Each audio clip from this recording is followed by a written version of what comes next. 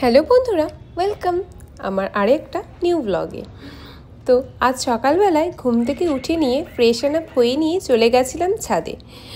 কাল রাতে না আবার ভীষণ বৃষ্টি হয়েছে, সেই বিদ্যুৎ চমকাচ্ছিল, ভালো লাগছিল না মনটা। মা আসছে, আর তো মাত্র হাতে কটা দিনই বাকি, মহালয়া হয়ে গেল, তার মানে তো মা চলেই এসছে।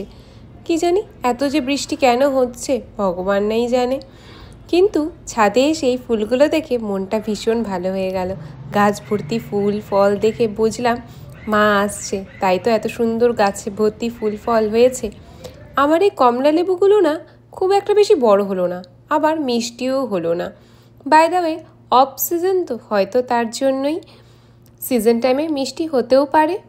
আজ সকাল থেকেই ভীষণ খিদে পাচ্ছিল, তার জন্যই একটা প্রোটিন বার খেয়ে নিলাম। তারপর তো কাজে হাত দিতে হবে, এই ফলও এসছে, ফলও নিয়ে নিলাম সবার জন্য। দেন পার্থ অফিস চলে যাওয়ার পর আজ একটু বানিয়েছিলাম চিড়ার পোলাও। ভাবলাম কি খাবো করতে করতে তারপর আজ আমার ভেজ, যেহেতু টিউসডে, তাই মিষ্টি মিষ্টি করেই একটুখানি চিড়ার পোলাও বানিয়ে নিলাম।